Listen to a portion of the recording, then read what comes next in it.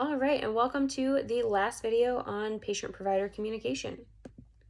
So we talked a little bit about patient activation and empowerment, and we talked about uncertainty and certainty management. So let's talk about patient-centeredness. So broadly, this engages patients by attending to specific preferences and needs, right? Patients feel like they are at the center of the communication, which is a good thing. It promotes patient activation by supporting sense-making around health and giving patients the tools necessary to manage their own care.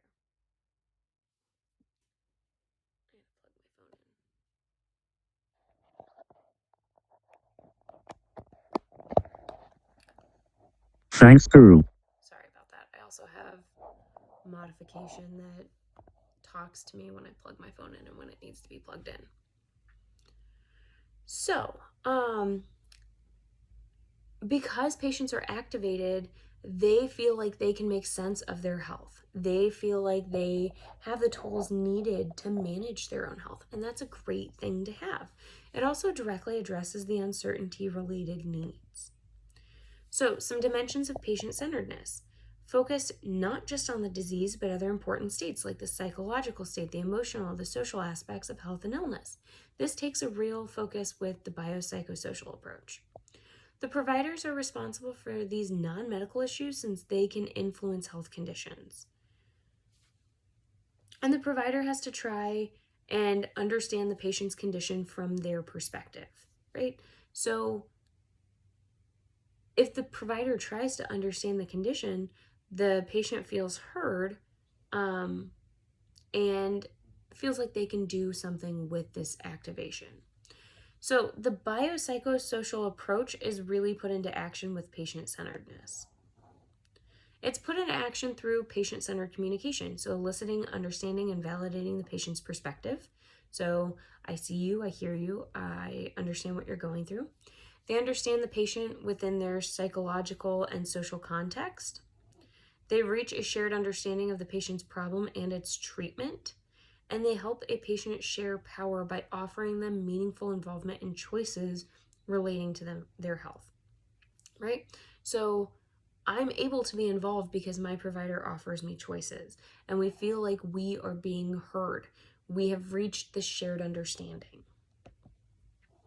All right, there are 6 functions to patient-centered care or patient-centered communication. The first is fostering healing relationships. So they are effective relationships that are built on rapport, so communication back and forth between the provider and the patient. Developing trust and respect. So I trust and respect you just like you trust and respect me. Having mutual understanding of responsibilities or roles. So trust is especially important. It affects information sharing and decision making. With fostering healing relationships, both need to build partnerships, actively listen to one another, enact affirming nonverbal and verbal behaviors, and engage in agenda setting. So here's what we're going to do today. Here's what I need from you. Here's what you can expect from me. Providing and receiving information is the second factor in PCC. So information seeking and verifying information, check for understanding, reach an agreement on medical decisions and plans.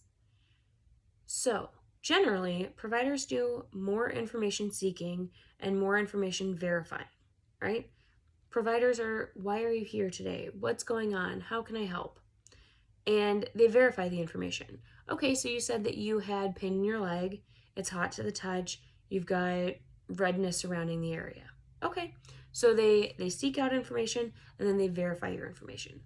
Patients tend to give more information. You wouldn't go to a doctor and have the doctor say, yeah, these are the symptoms I'm experiencing, because that doesn't mean anything to us, right? So patients do tend to give more information. Sorry, I'm trying to make it so my phone doesn't fall. So information exchange is especially important since it can increase satisfaction, it can encourage participation, and it can enhance coping abilities. Patients and providers have to identify each other's information needs understand the associated health beliefs, and they have to manage the health information. So it's not just on the doctors to manage the information. Patients have to do that as well.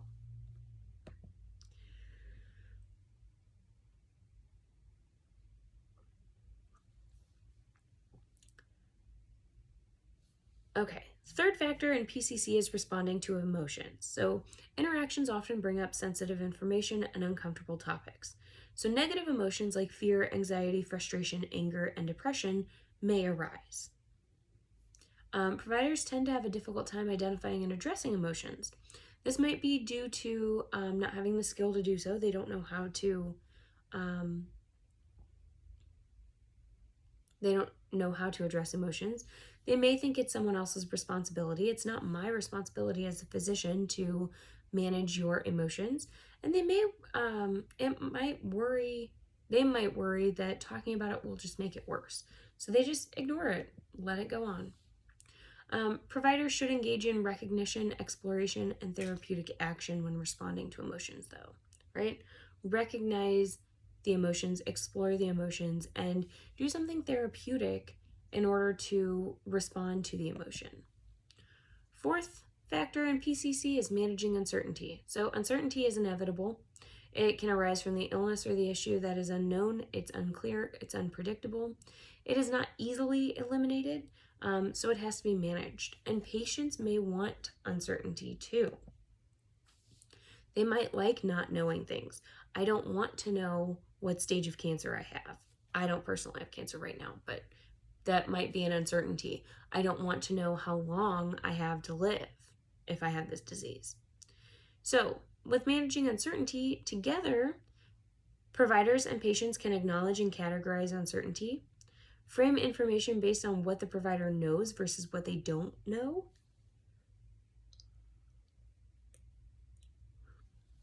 actively listen, and they can be empathetic. That can help reduce uncertainties. Fifth is making decisions. To make a high quality decision, providers should identify and understand patient preferences. So, providers should ask patients about their preferences. Patients should be able to make them clearly known to their provider. Decision making can be paternalistic, shared, or informed. So, when we have to make a decision on what we want to do about our health, providers should ask preferences, and patients should be able to clearly state, this is what I prefer. And decisions can be made in a paternalistic way, so you look to your provider as a parent maybe. A shared decision, a mutually influenced, as well as informed. Here's the information, you go home, sit with it, let me know what you decide. Okay. For making decisions, for patient-centered decision-making, providers should encourage patient involvement and participation. It shouldn't be something that the doctor just makes this decision for you. They should accommodate preferences, and they should check for understanding. 6, enabling self-management. So patient activation and empowerment is very important for self-management. The perceived ability to manage illness personally by being able to identify the resources and navigate the healthcare system is going to enable people to self-manage diseases. So they don't constantly have to go into a doctor. They don't constantly have to have a doctor make the decision for them. So with enabling self-management, patients engage in it. Patients are engaged in self-management. They should self-manage.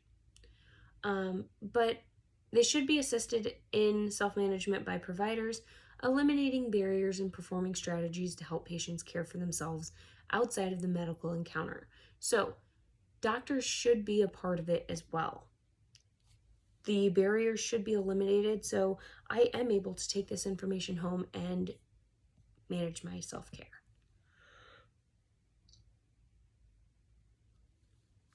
PCC focuses on communicative tasks, but it's mostly centered on the provider communication, right?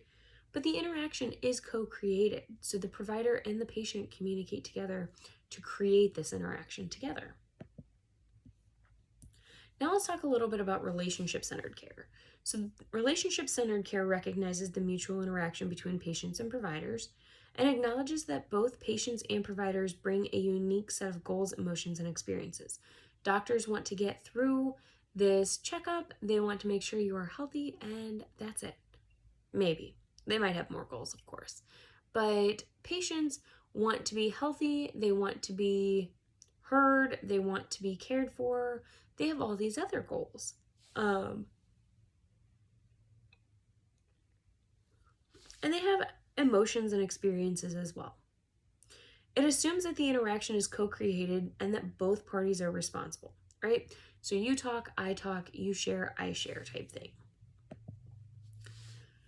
Relationship-centered care recognizes the personhood of both the provider and the patient. So the provider stressors also matter, right? So what's stressing this provider out?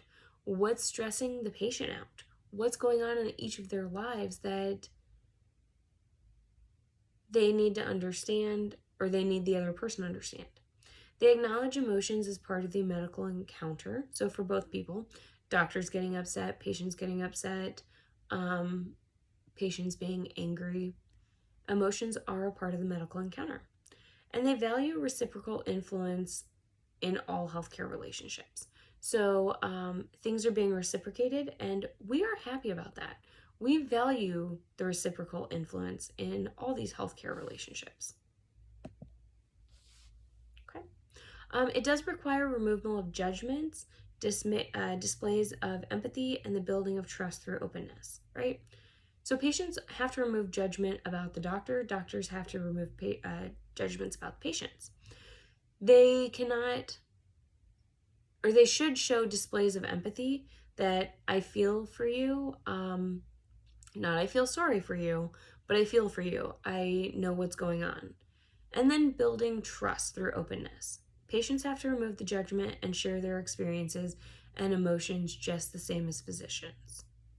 And while patient-centeredness focuses on providers' communication behavior,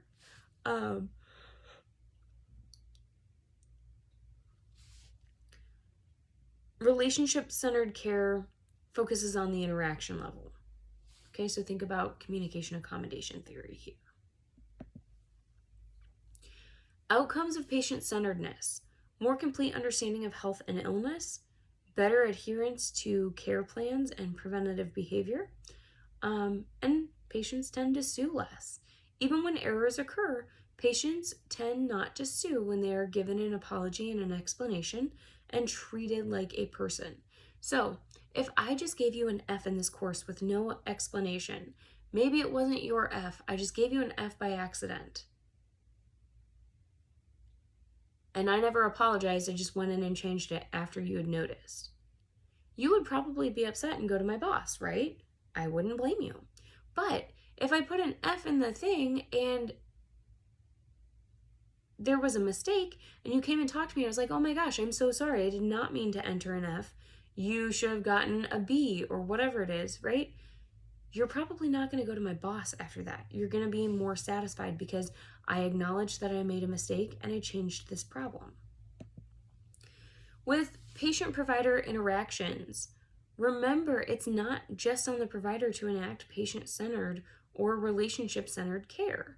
The patient has to self-advocate. They have to have an advocate for themselves, or they have to personally do it themselves. And communication accommodation theory states that our communication can shape the provider's approach. So if we come off hostile, our provider might come off hostile. If we come across as a know-it-all, the provider might put us in our place. So big takeaways: both patient and provider contribute to a patient-centered or relationship-centered interaction. It's on both of us.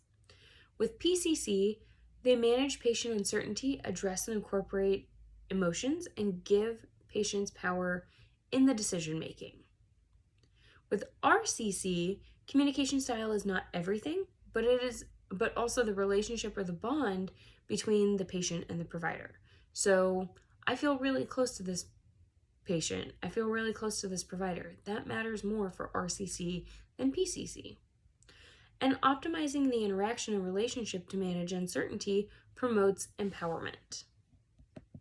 Okay, so Again, not something you have to turn in, but think about a time where relationship-centeredness occurred and another time where patient-centeredness occurred.